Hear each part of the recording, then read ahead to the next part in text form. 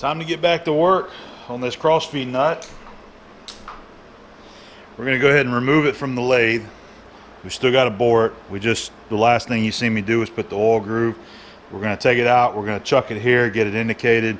We're going to get this other end finished out. We're going to finish all of our machining with it flipped around, doing our facing, boring, and our internal grooves.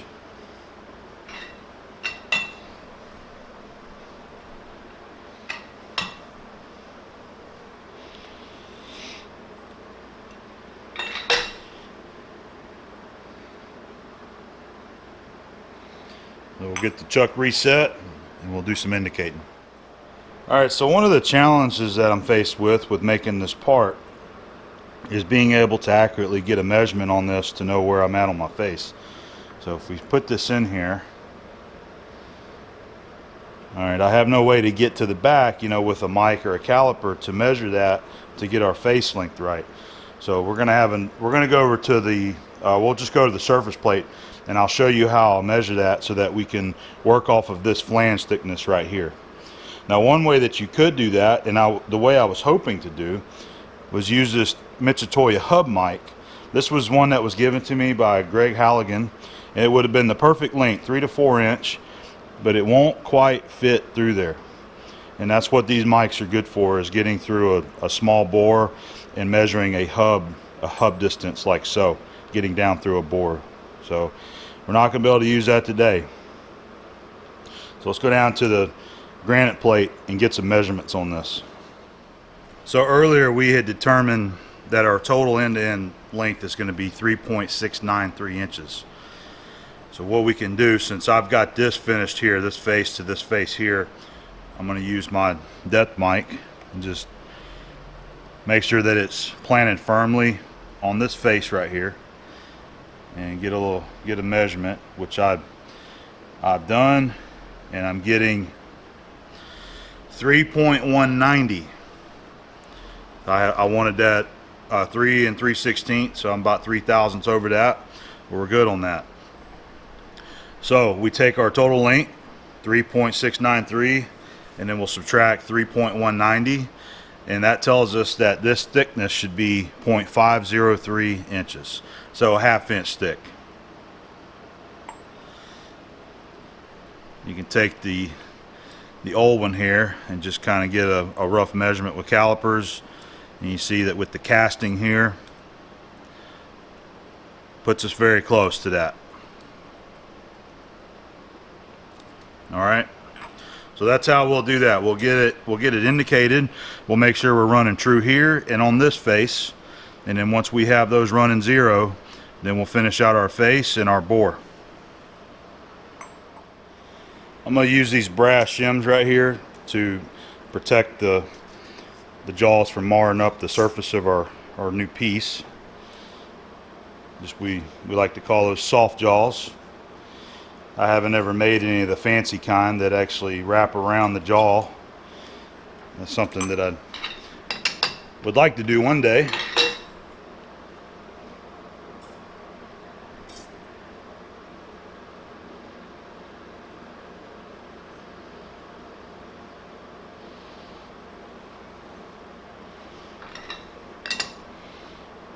Just going to barely hold it. Just got to get something held on it right there.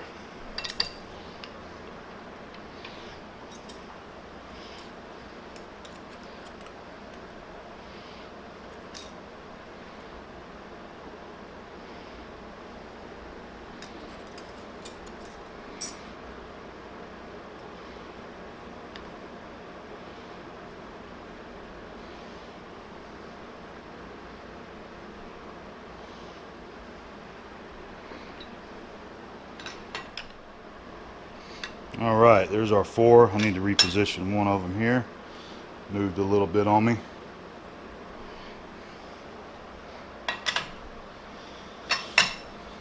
Okay, we got a little indicating to do.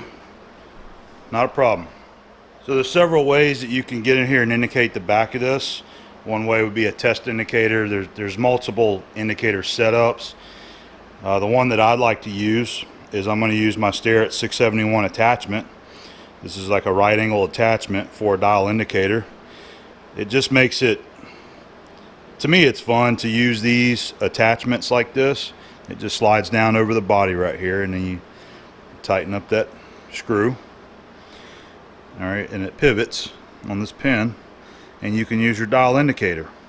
Now you can use a 10th indicator if you want to. You can use any indicator you want, as long as it's this style, AGD style of indicator, I believe. A lot of your test indicators, you know, you're going to have your dial out here on this side, so you're kind of looking down. But if you use this,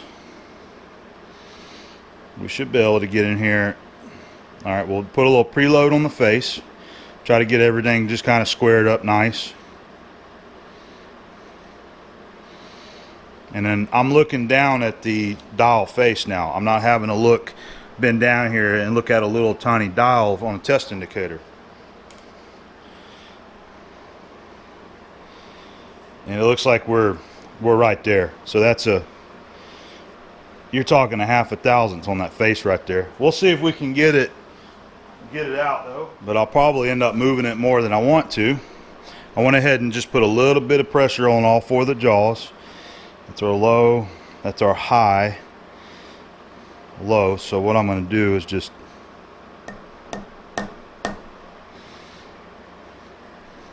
give it a little tap-a-roo on that other side.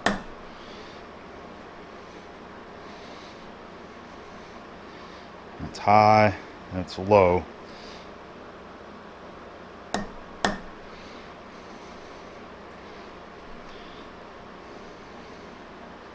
Nice. How far out do you think that is? I'm going to say maybe 2/10. We'll have to see about putting our test indicator on there when we're done and see what kind of reading that we get. But I mean, that's very close. So we'll take this off, and I'm probably gonna have to put an extension on here. We'll reach down in there to measure the smaller diameter that we've already turned.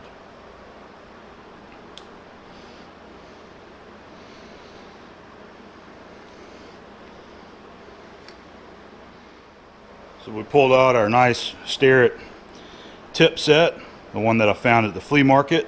This is where this kind of stuff comes in handy. So you just take the tip off, and it's best not to do this over the chip pan. I'm doing it because the camera's set up right here, but hold your hand under it, you know, so in case you drop this, that's pretty much gone forever down there in no man's land. And it's good practice once you take a tip off to go ahead and screw it back in there. I don't have any openings, so I'm gonna go ahead and we'll just use the long one right here.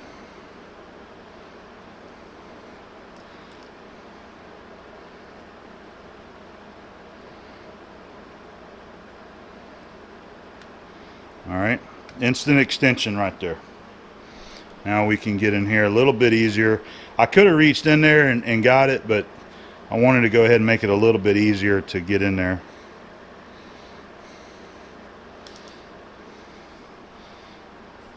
All right, got about 1/8 of an inch. We need to move it.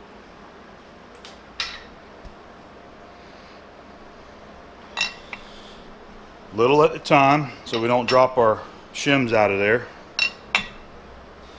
I loosen the jaw until I feel it kind of start going slack, which is like right about there.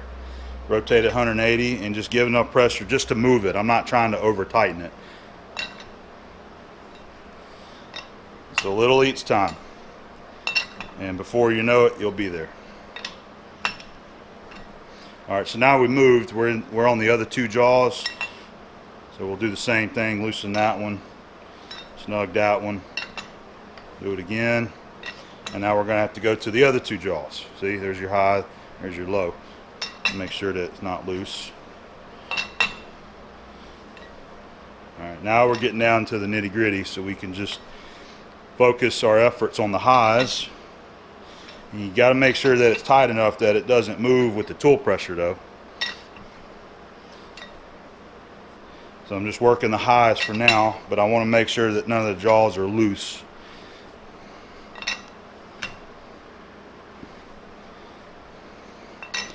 So we're there. I'm just getting a little more torque on them, so it's moving it every time I do that.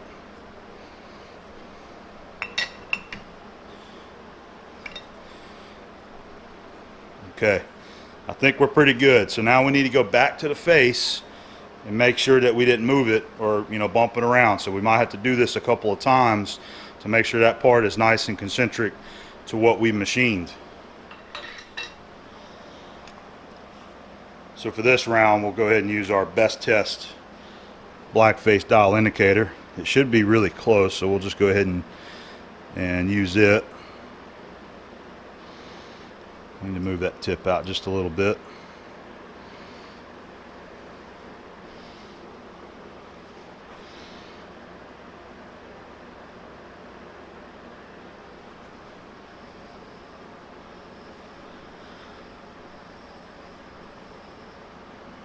Not very much. See, I'm having to bend down here and look at it. That's why I was telling you I like using my dial, but I'm doing this because I like to change it up for you and show you different ways to get things done around here. Let's see if we can adjust it slightly. That's good enough to go, because that's less than 1/1000th run out on that face. It's really hard to complain with that. So that's our high. That's going to be our low.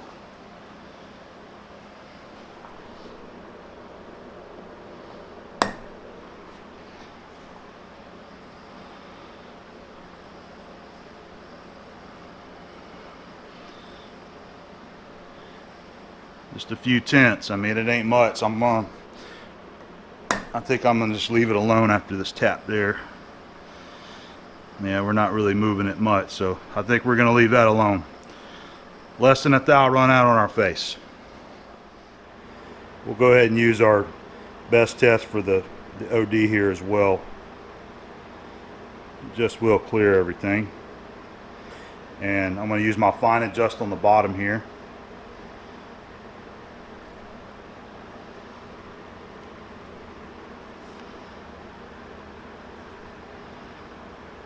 Still hasn't really moved. That's maybe 2/10.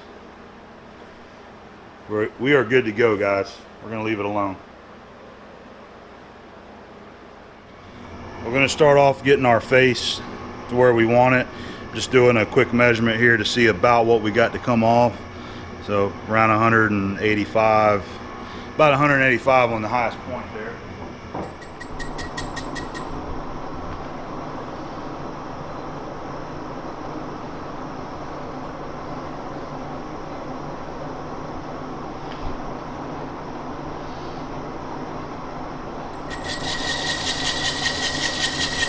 That's 50/1000ths cut. I'm not going to take any more than that. I don't want to put too much tool pressure on that and risk moving it around. And we're running 319 RPM.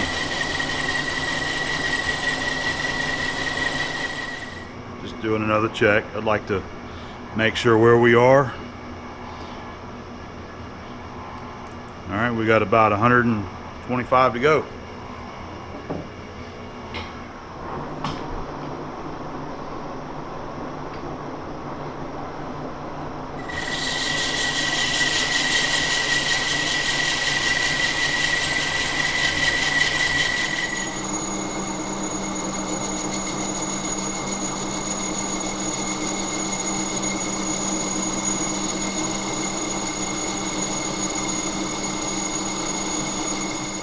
Slight change of plans. I want to go ahead and get this OD turned down to size, get it turned where it needs to be, because I've got a good 1/2 inch to come off of that, actually more than that. And I went ahead and left. We still got 15 on the face right there. So after I turn this OD down, I'll go ahead and re-indicate it, make sure that I haven't moved. If I have, I'll re-indicate it, and then we'll finish out the face and the bore. The other thing I noticed too is I got some wear on that insert. I didn't really like that finish right there, so we'll make sure we have a fresh tip when we do our final face.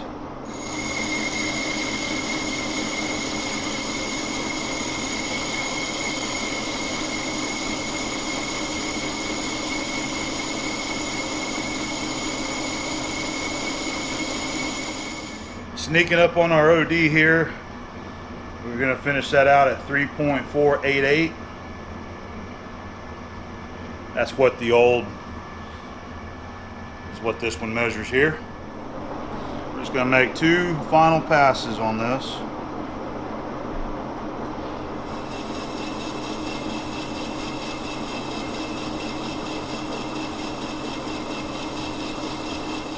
Are these rings bothering you? There we go. Alright, we're going to give it a mic and we're going to dial in our finish. Our last cut's going to be 26 thousandths.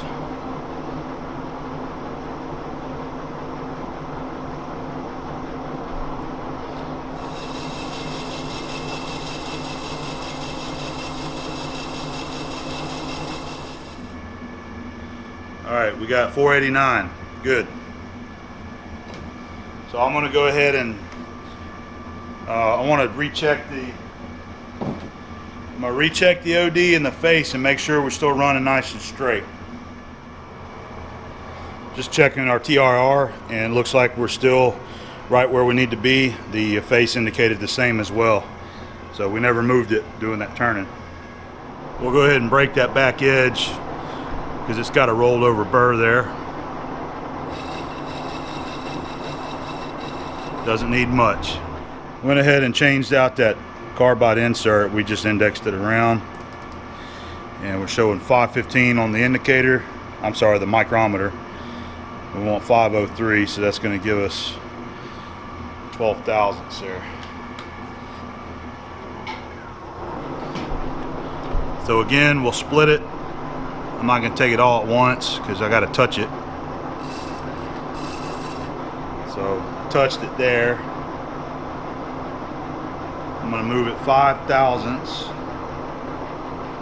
and we'll make a cut. Got to change feed.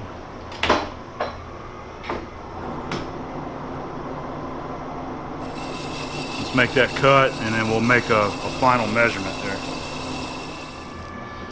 509. That gives us 6 thousandths.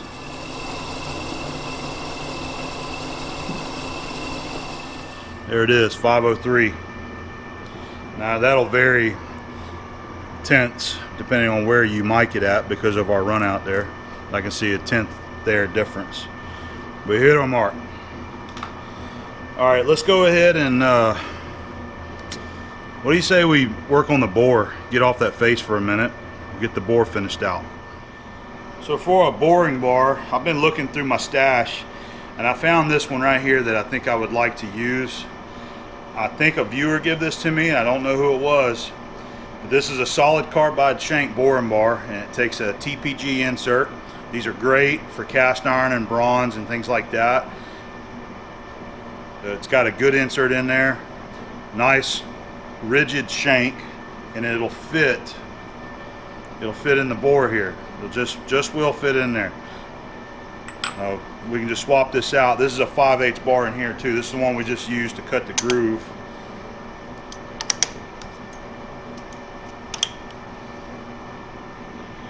This is a good quality bar right here too. This is a J.H. Williams. There's our grooving tool bit. We're going to go back to this in a little while. So this is just a block. I had made this years ago. Just a little V block that I made when I was young. Just something to try to help hold these boring bars in these tool holders here.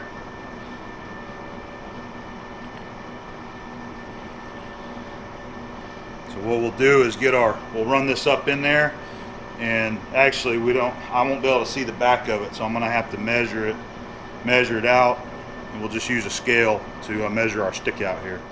So we're gonna go 4 inches to the end of the tool, to the face of the bar. That'll give me about a 1/4 inch clearance.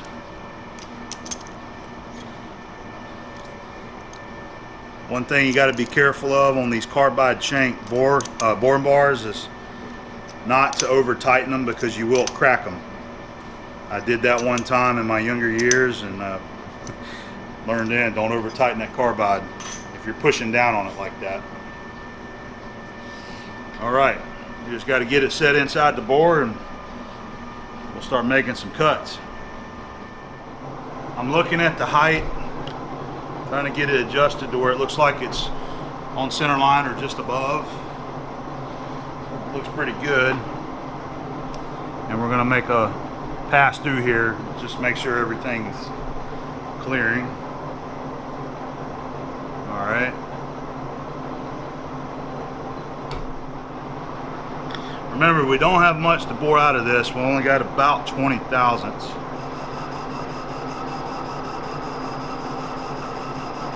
I'm going to clean up the end right here.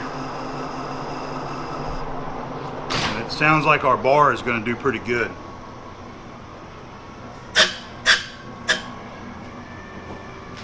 You can see where it's running out.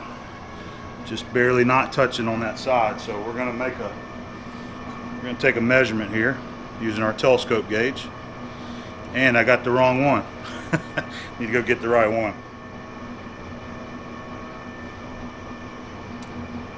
So what's our bore going to be again? 813? That's right. Let's see what we got. We are good to go. We are at 795. We're going to go ahead and take another 5 on the dial here. And we're going to make a pass all the way through there.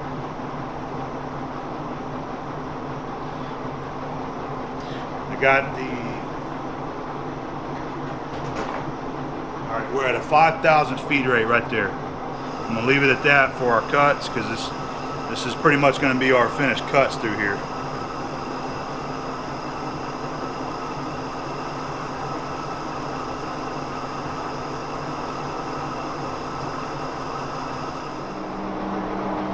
All right, now I sped it up. I sped the RPM up through halfway through that cut.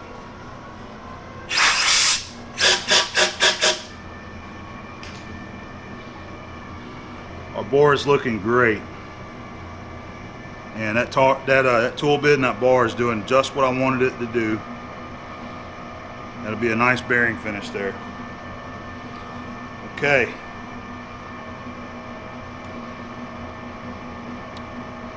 I'm gonna mic it and see what our final pass is going to be.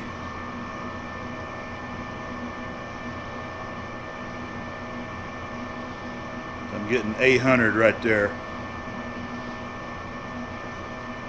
Let me go pull a couple gauge pins and see if we can kind of verify that with a gauge pin.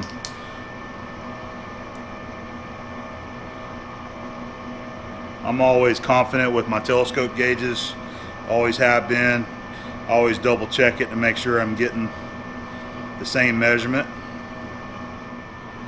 Of all the gauge pins I have in that set, the one gauge pin that was missing is the 800. And I remembered that after I looked in there. Whenever I put that set back together, there was one missing out of that. It was the 800 thousandths. And that's right where we're at. So we've got the 799, and this is kind of verifying that I did have an 800 reading right there. Because you see it's slipping in there, and I can wiggle it just a bit.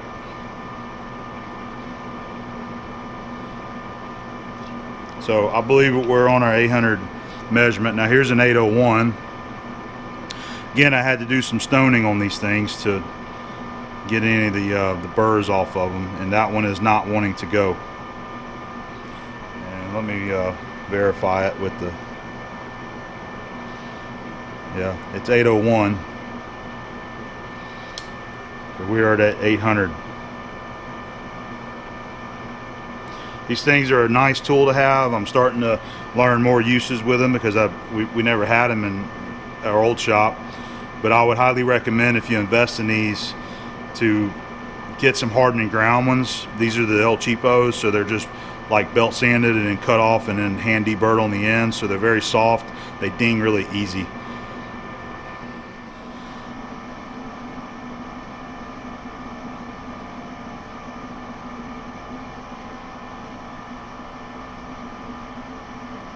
$13. All right. We're at 6.5 on the dial indicator there. I wanted to kind of have two references. And it's staying right on 6.5. So hopefully that's going to be our 813 bore.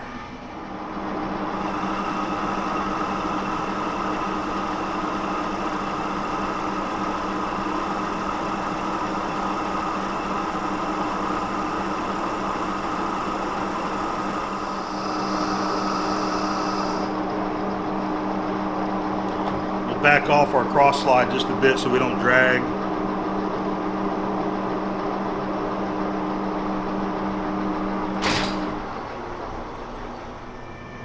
It's like about 812.5 right there, which is going to be a-okay if that's where we're at.